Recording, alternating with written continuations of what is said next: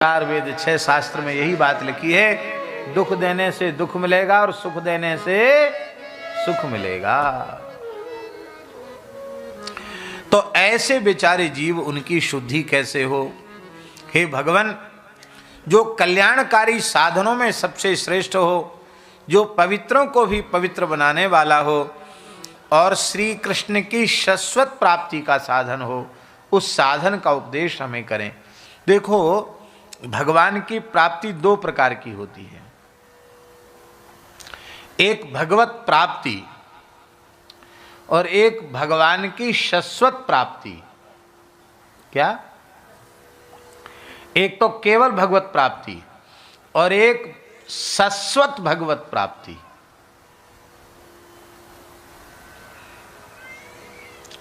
ये शाश्वत प्राप्ति ही अंतिम प्राप्ति है। अंतिम प्राप्ति यही है, और हम बिल्कुल खुलकर कहें तो वस्तुतः भगवत साक्षात्कार यही है। ये हो गया तो भगवत साक्षात्कार हो गया, ब्रह्म साक्षात्कार, भगवत साक्षात्कार। आपके जो भी शब्द हों वो आप प्रयोग कीजिए।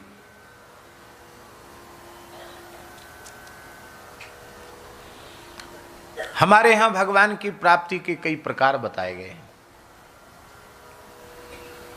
एक प्राप्ति है भगवान की स्वाप्न प्राप्ति, स्वप्न में भगवान की प्राप्ति। क्या? स्वप्न में भगवान की प्राप्ति। किसी भाग्यशाली को भगवान सपने में आवे तो उसका माइक लेके प्रचार नहीं करना। कोई पूछे न पूछे बताने लग जाओ, करे हमको तो भगवान सपने में आए थे, भगवान ये बोले, भगवान वो बोले।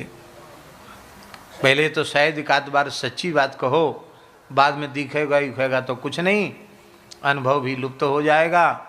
फिर कई बार ऐसा भी होता है कि लोग हमको अच्छा माने, भक्त माने, ज्ञानी माने, अनुभवी माने, तो लोग अनुभव गढ़ भी लिया करते हैं। महाराज जी, अनुभव गढ़ भी लिया करते हैं, पर गढ़े गढ़ाए अनुभव वे हमारे जैसे अज्ञानी जीवों के सामने तो काम कर जाएंगे, पर जो भगवत प्राप्त पुरुष होते हैं उनके सामने झूठ चलने वाला नहीं है। वहाँ तो वो सब दिखता है उनको, झूठ उठ नहीं चलेगा उनके सामने।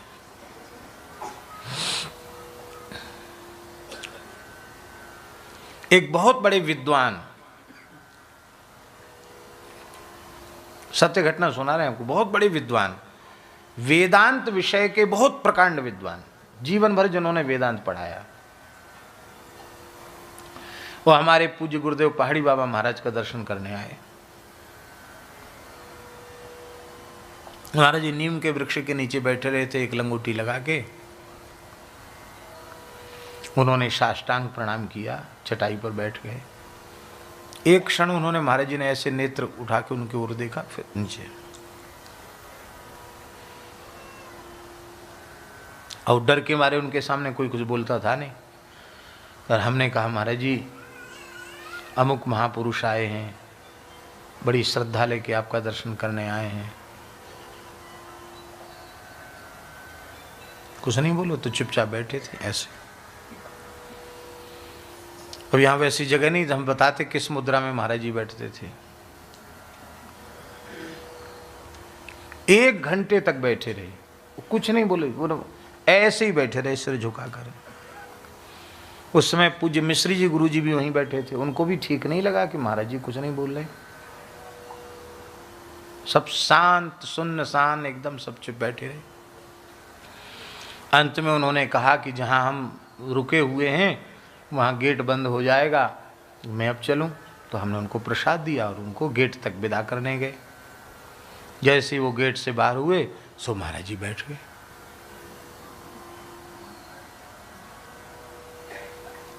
और सीधे शब्दों में उन्होंने कहा, वेदांत पढ़ने पढ़ाने से, उपदेश देने से क्या लाभ है?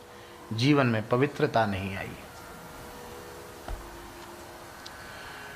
कंचन कामनी में मन जाता है, स्त्री में मन फंसा हुआ है, और कहते वेदांत के विद्वान, भाड़ में जाए ऐसा वेदांत। तो ऐसे बोलते थे, भाड़ में जाए ऐसा वेदांत। ये उन्होंने टिप्पणी की। बाद में मिश्री जी गुरुजी ने संस्कृत में हमसे कहा, अरे महाराज जी ने तो सारी बात खोल के रख दी। ये अमुक महानुभाव जो इतने बड़े विद्वान हैं, वो तो एक स्त्री में आसक्त हैं, इस तरह से बात महाराज जी को कैसे पता चल गई?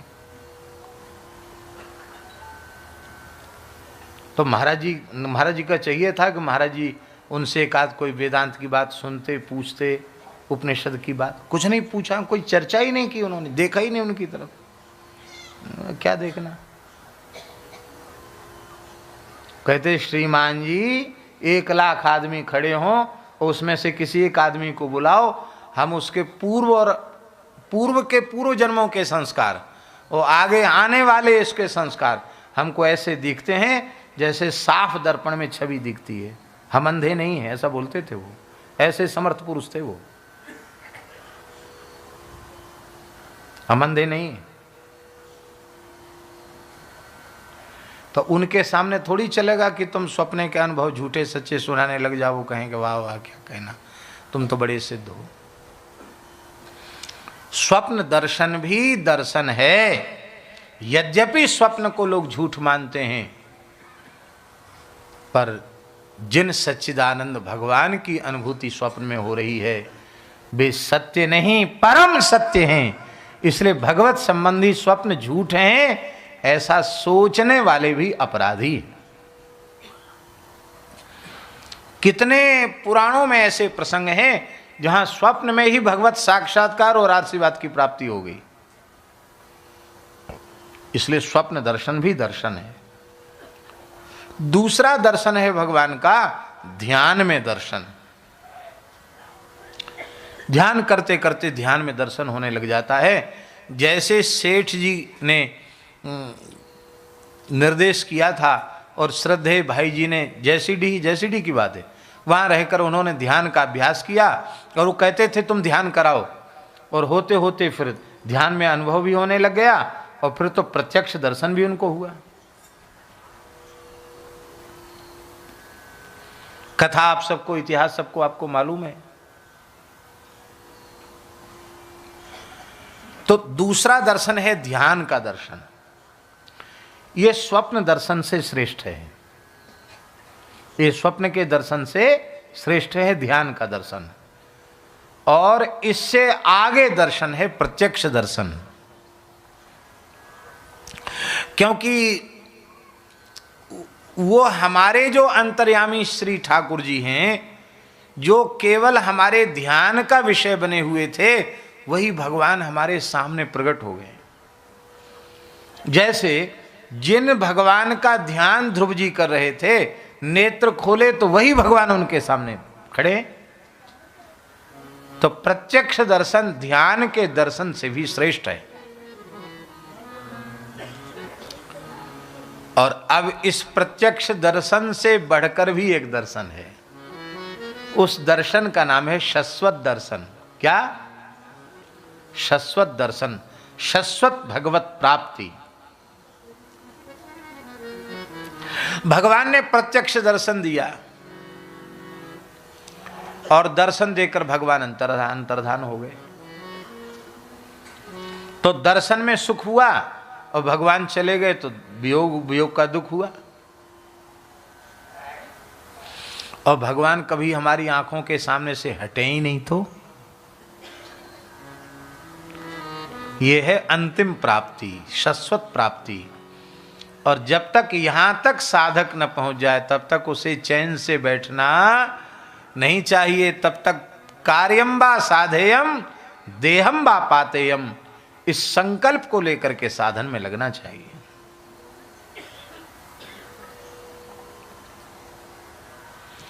श्रीमद् भागवत की कथा वह साधन है जो श्री कृष्ण की शाश्वत प्राप्ति है। भागवत जी की कथा सुनकर ऐसी दृष्टि प्राप्त हो जाती है कि फिर श्री कृष्ण नजर से हटते ही नहीं। श्री राधा बाबा ने भावना से गिरिराज जी विराजमान किए गीता वाटिका में। गिरिराज जी तो गिरिराज जी में है, पर एक भावना करके कि इतनी जगह ये गिरिराज जी है और इतना करने पर पूरी परिक्रमा हो जाएगी, सब उन्होंने निश्चय किया और नित्य करते थे। और एक काला नाग वो आया, परिक्रमा के रास्ते में पड़ा था। अब बाबा लांग के कैसे जाएं? तो बाबा ने धीरे से उसको इशारा किया हटाने के लिए। वो तो महाराज यूं हो गया, फां फां करने लग गया। तो बाबा हाथ जोड़ के बोले, फिया करो चाहे फां करो, आप नंद नंदन हो, हम आपको ठीक से पहचानते हैं, आप तो हमारे नंद नंदन हो, आपके फ्या और फों से हम डरने वाले नहीं। वो सांप से ही बातचीत कर रहे थे, नाग से, काले नाग से। तो पूज्य भाई जी उस समय विराजमान थे, श्री हनुमान प्रसाद पोद्दार जी। उनके पास लोगों ने जाके कहा कि बाबूजी ऐसे ऐसे बाबा। तो भाई जी भी उतर के आ गए नीचे, उन्होंने देखा, उन्होंने कहा नहीं नहीं भीड़ भाड़ खत्म करो, वो सांप से नहीं, वो तो नंदनंदन से चर्चा कर रहे हैं। चले गए और थोड़ी देर बाद वो नाग जो है ऐसे ही करके झाड़ी में चला गया। बाबा परिक्रमा करने लगे। आप कहेंगे ये घटना आपने क्यों सुनाई? हमारी तुम्हारी काले नाग को देखकर क्या अवस्था होती है, पर बाबा को न भय है ना कोई घबराहट है, कुछ नहीं है। वो तो हंस रहे हैं, मुस्कुरा रहे हैं, उससे भी बातचीत कर रहे हैं। क्यों? ये शाश्वत प्राप्ति है। सर्व पदार्थों में भगवान का अनुभव करना, सर्वत्र भगवान का अनुभव करना, यही है अंतिम प्राप्ति भगवान की। आमेर की महारानी रत्नावती, उसको मारने का षड्यंत्र किया उसके जेठ ने और उसके पति ने। मान सिंह माधव सिंह वहां के राजा थे, और नरभक्षी भूखे शेर को रानी के महल की ओर भेज दिया। और रानी अपने ठाकुर जी का श्रृंगार कर रही थी, चंदन श्रृंगार। दासी ने कहा, शेर दहाड़ते हुए आया। दासी ने कहा, रानी जी सिंह आया है, अर्थात स्वयं अपनी सुरक्षा का उपाय कर लो। महारानी रत्नावती ने ऐसी देखा सिंह की ओर और ऐसे हाथ करके कहा, अहो नृसिंह जी पधारे हैं। जैसे प्रहलाद जी पर कृपा करने के लिए नरसिंह भगवान आए थे, आज नरसिंह भगवान मेरे ऊपर कृपा करके दर्शन देने आए हैं। जैसे ही रानी के मुंह से निकला नरसिंह जी पधारे हैं, वो शेर जो नरभक्षी शेर था वो पूंछ हिलाने लग गया। महारानी ने प्रणाम किया, वो जीभ से चाटने लग गया। वो चाटा ही नहीं, महारानी ने मस्तक पर सुंदर चंदन का रोली का तिलक लगाया, पुष्प की माला पहनाई और उसको ठाकुर जी का प्रसाद प्रदान किया, नैवेद्य भोग भी लगाया, आरती भी करी। और शेर ने पंजा रखकर आशीर्वाद दिया सिर पे। वो शेर था ही नहीं, वो तो नृसिंह भगवान हो गए। वस्तुतः तो शेर था, पर रानी को शेर न दिखाई पड़ के नृसिंह दिखाई पड़ रहे हैं। तो भगवान सर्वगत सर्वरूप सर्वमय है, सिंह में ही नृसिंह का प्राकट्य हो गया। अरे खंभ में नृसिंह प्रकट हो सकते हैं तो सिंह में नृसिंह क्यों प्रकट नहीं हो सकते? और मान सिंह माधव सिंह वहीं से दूरबीन लगा के देख रहे थे अपने महल से, किले से। उनके तो रोंगटे खड़े हो गए कि ये क्या, 6-7 दिन का भूखा शेर, नरभक्षी शेर, और वो तो महाराज चाट रहा है, सूंघ रहा है और सेवा पूजा स्वीकार कर रहा है। महारानी आरती भी कर रही है। और वहां से शेर ने पैतड़ा बदला, गुर्राया शेर, और जितने षड्यंत्रकारी थे, जितने विरोधी थे, एक को भी जीवित नहीं छोड़ा, उसने सबको मार डाला। और मान सिंह माधव सिंह को तो इसलिए छोड़ दिया कि ये भक्ता का पति है, भक्त संबंध से छोड़ दिया। और मान सिंह को इसलिए छोड़ दिया कि ये भक्ता का जेठ है, इसलिए छोड़ दिया। पर दोनों की कुर्सी उलट दी महाराज। वो सिंहासन आसन पर बैठे थे ना, तो ऐसे थप्पड़ लगाया कि वो उलट दिया उनका आसन। मानो ये कह दिया कि तुम 1 मिनट के नहीं हो, बड़े वीर बनते हो, हम 1 मिनट में तुम्हारी कुर्सी उल्टी कर देंगे। और शेर तो चला गया। और ये बोले भाई महारानी तो बड़ी भक्ता है, चलो दंडोत प्रणाम करके आवें। तो पति और जेठ दोनों ही साष्टांग लौटकर प्रणाम कर रहे हैं कि तुम्हारी भक्ति सच्ची है, अब हमारे अपराध को क्षमा करो, अब हम तुम्हारे भजन में कोई बाधा नहीं करेंगे, हमें एक बार क्षमा कर दो। महारानी ने नहीं देखा उनकी ओर, वो अपने ठाकुर जी की सेवा में लगी है। दासी ने करे महाराज प्रणाम कर रहे हैं। तब उन्होंने कहा ये तो लाल जी का दरबार है, यहाँ राजा रंक का भेद कहा, यहाँ तो भगवान को सब प्रणाम करते हैं, ये प्रणाम कर रहे हैं तो इसमें क्या विशेषता हो गई। बोले ये रो रहे हैं, इनकी ओर एक बार देख तो लो। रत्नावती ने कहा एक और ये लगाए हैं, इन आँखों को ठाकुर जी की तरफ लगाया है, अब इन आँखों से संसार पति पुत्र आदि नहीं देखने हैं। ये है अंतिम प्राप्ति। तुलसीदास जी को अंतिम प्राप्ति हुई। वे कहते हैं जड़ चेतन जग जीव जत सकल राम मैं जाने, बंदों तिनके पद कमल सदा जोरि जुग पान। सिया राम मैं सब जग जानी, सिया राम मैं सब जग जानी, करऊं प्रणाम जोरि जुग पानी, करऊं प्रणाम जोरि जुग पानी। समग्र सृष्टि भगवत रूप में अनुभव करना हो तो भागवत जी का आश्रय लो। ये श्री कृष्ण की शाश्वत प्राप्ति का साधन है। ये ऐसी प्राप्ति है जिस प्राप्ति के बाद फिर वियोग नहीं होता, फिर वियोग नहीं होगा, फिर तो निरंतर संयोग है, फिर वियोग कहाँ।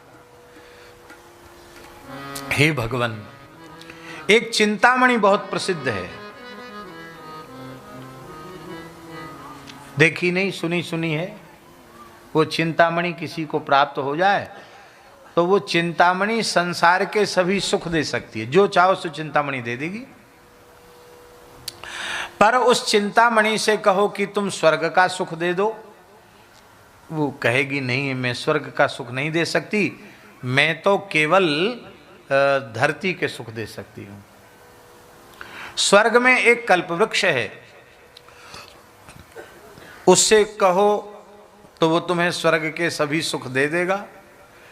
लेकिन उस कल्प वृक्ष से कहो कि हमें ज्ञान दे दो, भक्ति दे दो, वैराग्य दे दो, भगवान की प्राप्ति करा दो, हमें गोलोक वैकुंठ साकेत की प्राप्ति करा दो, वो कहेगा स्वर्ग की जो वस्तुएं तुमको चाहिए उसको ले लो, इसके आगे हम कुछ नहीं दे सकते।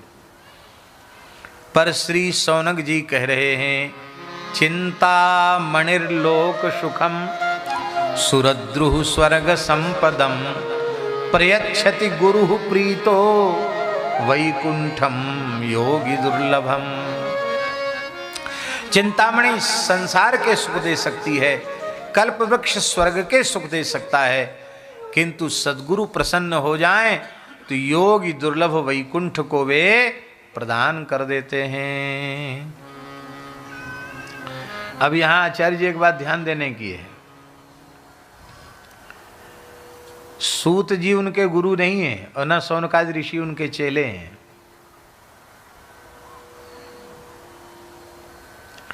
फिर गुरु रूप में उनका स्तवन क्यों किया जा रहा है? उसका तात्पर्य है जो भी भगवत भक्ति का उपदेश करता है वही गुरु है। कोवा गुरु यो ही हितोपदेष्टा, हितोपदेशक गुरु है। इसलिए भगवत चर्चा करने वाले के प्रति मनुष्य बुद्धि न रखो, गुरु बुद्धि रखो।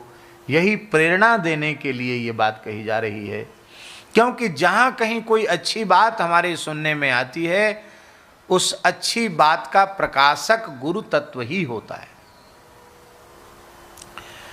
सामने ब्रह्मचारी जी विराजे हैं। गीता वाटिका में परम श्रद्धेय पूज्य श्री रामचंद्र दास डोंगरे जी डोंगरे जी की कथा हुई। और पहले तो आप व्यवस्था में रहते थे पूरी, और कथा के समय पहले से कह दिया भाई हम कुछ नहीं करें, हम कथा सुनेंगे। हाँ ठीक है, आपको अवकाश दिया जाता है, आप कथा सुनिए। यही कथा सुनी इन्होंने, नियम पूर्वक श्रद्धा पूर्वक कथा सुनी। और जब आखिरी दिन था कथा का, तो श्री डोंगरे जी महाराज ने एक बात कही। उन्होंने कहा कि देखो, श्रीमद् भागवत का श्रवण करने के बाद यदि जीव का परम कल्याण नहीं हुआ, उसे शरीर संसार से वैराग्य नहीं हुआ, भगवान के चरणों में अनुराग नहीं हुआ, उसके जीवन में परिवर्तन नहीं आया, तो ये पक्का समझ लेना कि या तो कहने वाले की कमी है या सुनने वाले की कमी है। भागवत जी तो साक्षात श्री कृष्ण का वांग्मय विग्रह है, भागवत जी में कहीं कमी नहीं। ये बात किसने कही? श्री डोंगरे जी ने। आप प्रमाण हैं, आपको ये बात लग गई, आप सोचने लगे कि कहने वाला तो परम वीतराग निर्लोभ वक्ता है। श्री डोंगरे जी का जीवन बहुत पवित्र था, बड़े दिव्य महात्मा महापुरुष थे। वस्तुतः व्यास पीठ की शोभा ऐसे ही वीतराग महापुरुषों से होती है, वैसे महापुरुष थे वो।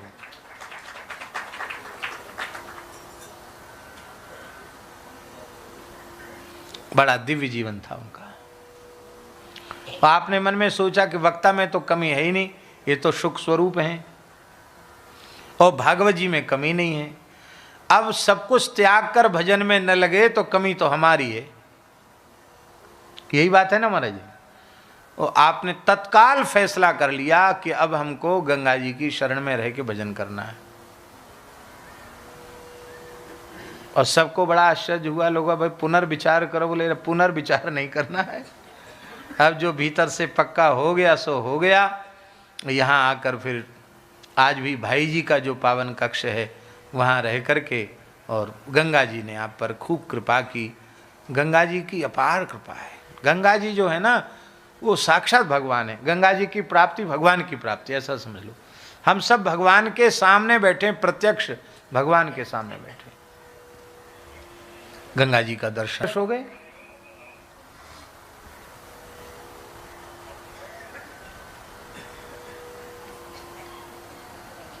सैंतीस 38 वर्ष हो गए।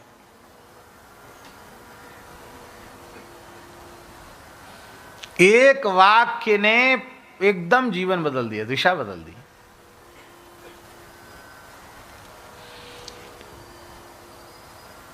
मरने के बाद तो भले ही लोग अपनी भावना से लिख देते स्वर्गीय या स्वर्गवासी, लेकिन भगवान जाने कि मरने के बाद स्वर्गवासी हुआ कि नरकवासी हुआ कि किस योनि में चला गया, तो राम जी जाने, किसी को कोई ठिकाना नहीं है। लेकिन जीते जी गंगा जी के तट पे निवास मिल गया तो समझना मरने के बाद नहीं, जीते जी वैकुंठ मिल गया। तब तट निकटे यस्य निवासः खलु वैकुंठे तस्य ही वासः। देवेश्वरेश्वरी भगवती गंगे त्रिभुवन तारण तरल तरंगे। सुरवनितामिव फलदालोके सुख दे शुभ दे सेवक शरणे। तब तट निकटे यस्य निवासः खलु वैकुंठे तस्य ही वासः। जय गंगे जय गंगे गंगे जय गंगे जय श्री गंगे। जय गंगे जय गंगे गंगे जय गंगे जय श्री गंगे।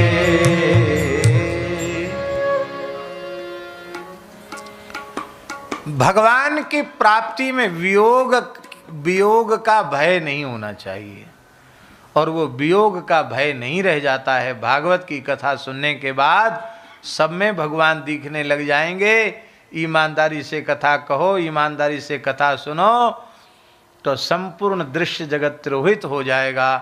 केवल भगवान ही भगवान शेष रह जाएंगे। वासुदेवः सर्वम, ये अनुभूति श्रीमद् भागवत जी की कृपा से हो जाती है।